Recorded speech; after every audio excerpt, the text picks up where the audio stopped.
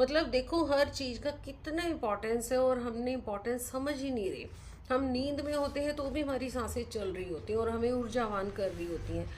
आपने देखा होगा, आप कितने भी बीमार हो जाओ, कितने भी बीमार हो जाओ, ठीक है, मेडिसिन तो अब प्रचलन हो गया कि हम लेते ही हैं, खाते ही हैं जल्दी ठीक होने के लिए। अदरवाइज पहले के लोग मेडिसिन पे बिलीव नहीं करते थे। बीमार होते थे, हमारी बॉडी खुद के एक अंदर सेल्फ हीलिंग पावर को जनरेट करती रहती थी और हमारी बॉडी खुद से खुद को रिपेयर करती रहती थी। ये एक हमारा अंदर का फंक्शन ही ऐसा परमात्मा ने बनाया है, जिसके लिए प्रैक्टिकली कहें तो हमें हर पल हर क्षण ग्रैटिट्यूड होना चाहिए। अगर हम कहें ना कि हमारे लिए कोई रीज़न नहीं है भगवान का शुक्राना करने का, तो वो कहेंगे सबसे बड़ा रीज़न हमारी खुद की बॉडी है, कि वही रीज़न के लिए हमने कभी शुक्राना नहीं किया, हमें करना चाहिए। तो जब हमारी पूरी बॉडी ऑटोमेटिकली फंक्शन से अपने आप चल रही है, ये प्राण वायु जल प्रकृति के पांचों तत्व से हेल्प कर रहे हैं, तभी ये चल पा रही है। और ऑटोमेटिकली फंक्शन, हमने कभी बटन नहीं ऑन किया इसका, कभी कुछ हमने, हम अगर मशीन की कोई चीज़ बनाएंगे, आर्टिफिशियल कुछ भी हम प्रोडक्ट बनाते हैं, तो हमें उसका ऑन ऑफ का ज़रूर करना पड़ता है। बट परमात्मा ने हमें इतना सुंदर शरीर दिया है, कोई ऑन ऑफ का सिस्टम नहीं है इसमें। ऑटोमेटिकली 24 के 24 घंटे हर क्षण ये बॉडी चल रही है और फंक्शन कर रही है। लेकिन हमारा फ़र्ज है हम इसके बारे में जानें और इसको हम सही रखने का अभ्यास करें, कोशिश करें। तो चक्रास भी उन्हीं में से एक एफर्ट है हमारा। और जब चक्रास हमारे पूरी तरह हील रहते हैं, पूरी तरह बैलेंस में रहते हैं, तो हमारी हर नस नाड़ी, हमारी हर नर्व्स, हमारा हर ऑर्गन बहुत अच्छे से वर्क कर रहा होता है। जो बड़े बड़े संत महात्मा होते हैं उनके सारे चक्रास बैलेंस में ही होते हैं। लेकिन हम ये भी देखते थे कि उनको बीच बीच में गुस्सा भी आता है, क्योंकि हैं तो ह्यूमन बीइंग ना, वो भी गुस्से वाले तो वो भी होते थे।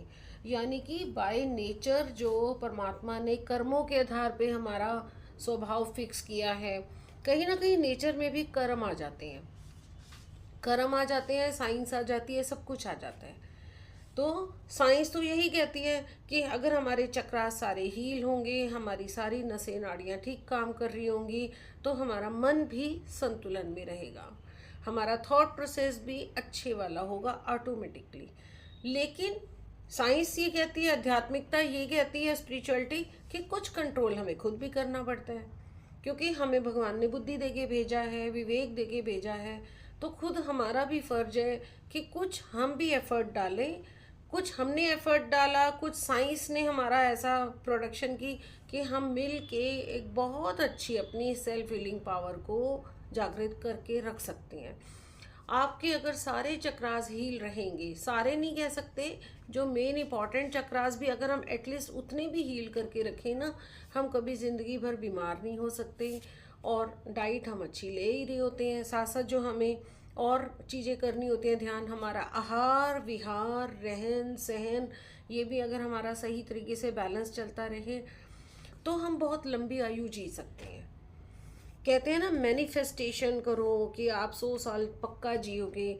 जब हम मैनिफेस्टेशन करते हैं ना, बार बार अपने सब कॉन्शियस में बिठाना शुरू कर देते हैं कि मेरे को तो 100 साल जीना है।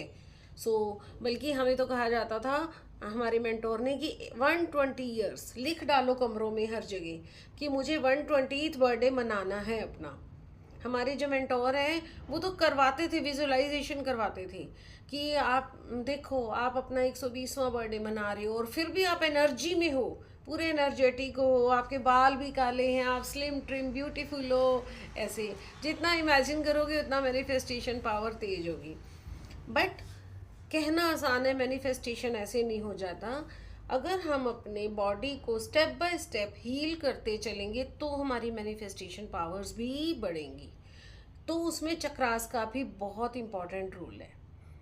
आपने जैसे द मैजिक बुक पढ़ी, समझा, अब द मैजिक बुक पढ़ ली, बहुतों ने पढ़ी है, बहुत लोगों ने समझी है, लेकिन उसके लिए जो स्टेप बाय स्टेप एक्टिवेशन करने थे, हमने एक्टिविटीज़ करनी थी, हम उनको नहीं पूरा तरह फॉलो कर पा रहे होते। जैसे इसमें उसमें एक आता है कि मान लो किसी की प्रोग्रेस की हमें न्यूज़ आई, कि हमारे ही भाई, हमारे ही कोई क्लोज की न्यूज़ आई कि उसको इतने पैसे उसके कहीं रुके हुए थे और वो मिल गए, तो बहुत बड़ा अमाउंट मान लो, या लॉटरी निकली या कुछ भी, तो वो कहता है जब आपको वो तो बड़े चीयरफुल मूड में होता है कि आज मेरा इतना पैसा रुका हुआ आ गया, और वो जब आपको बताएगा, आप एक बार डीपली सोचो कि क्या आप उसको खुशी से एक्सेप्ट कर रहे हो उस चीज़ को। आप मान लो सगा भाई है और आपका प्यार भी बहुत है, आप कर भी लोगे, एक बार उसके साथ चीयरफुल दिखा भी दोगे, ओह वेरी गुड, लेकिन अगले ही पल बहुत सूक्ष्म लेवल पे आपके अंदर कहीं ना कहीं कोई जेलस फिगर आ ही जाएगा। वो आपको तंग करेगा, अच्छा अब तो मेरा भाई करोड़पति बन जाएगा, मैं तो वहीं की वहीं रह गई, ये देखें अब देखते हैं ये क्या करता है मेरे लिए, क्या करता है, मतलब हमारी एक्सपेक्टेशन और शुरू हो जाएंगी, बढ़नी शुरू हो जाएंगी। तो वो कहते हैं कि हमें इतने लेवल पे भी अपने आप को साधना है, और वो कब साध सकते हैं, जब हम अंदर से हमारी सारी ऊर्जा हमारी बैलेंस होगी। तो उसमें ये ईड़ा नाड़ी, पिंगला नाड़ी, सुषुम्ना नाड़ी, इन सब नाड़ियों का, इन सब चक्रास का वेरी वेरी इंपॉर्टेंट रोल होता है कि हमारा मन संतुलन में रहे। क्योंकि ना मन को साधना इतना आसान नहीं है, सिर्फ मन पे काम करने से मन नहीं सध जाएगा। हमें जब परिस्थितियां आती हैं ना, फिर भी विचलित हो जाते हैं। हम सोचें कि हम कभी भी उदास नहीं होंगे, हम कोई स्थिति आएगी ना, मैं कभी परेशान नहीं होंगी, होने ही नहीं दूंगी अपने आप को, बट इमीडिएट कोई ऐसी न्यूज़ आ जाए कि ऐसा हो गया वैसा हो गया, हम क्या हो जाएंगे, हम घबरा जाएंगे, क्योंकि हमें अंदर मोह है ना, सबसे अटैचमेंट है, या हमारा अपना स्वार्थ है। तो ये क्या है, इट मीन्स हमारे चक्रास अभी पूरी तरह बैलेंस में नहीं है। और अगर हम कर भी लेंगे ना साधनाएं करके, तो उसको जरूरी नहीं कि वो फिर सारी उम्र के लिए वो हो ही गए, हमें टाइम टू टाइम उन्हें फिर से बैलेंस करते रहना पड़ता है, मेंटेनेंस भी चाहिए होती है ना उनकी। तो ये चीज़ें इसीलिए हम इतनी इम्पॉर्टेंट हो जाती है कि हर एक पॉइंट को हम जानें और हर एक पॉइंट पे काम भी करें। तो अब जैसे